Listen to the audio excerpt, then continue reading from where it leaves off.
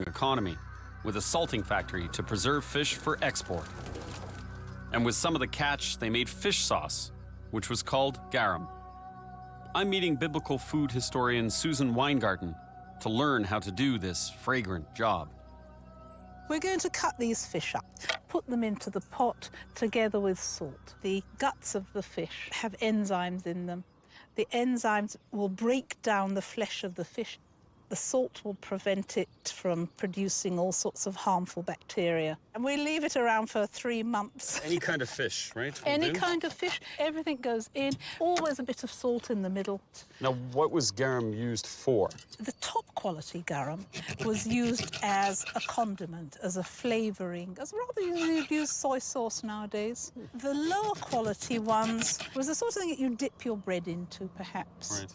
And at the bottom, there's a sludge, which they used to eat. The sludge would contain the bones, which don't get digested by the enzymes. And it's these bones that we find archaeologically, and we can identify that this was a place where they made garum. Whose job would this have been, other than mine? Other than yours, right. They would be made in factories. We've found the remains of garum factories all around the Mediterranean. So this would have been a commodity. A commodity that was traded widely over the Mediterranean. King Herod imported garum from Spain. Spanish garum was the best. They've even found garum in Masada. Would this have been considered to be a good job as a garum maker, or? A person working in the garum factory, I guess not, but a person that made all his money out of owning the factory. I can't imagine this was a glamorous job. I can't imagine it either. So how long has this garum been sitting? This garum's been sitting here for a month and a half, and this one for a bit over 2 months. Beautiful. Yeah, let's have a go.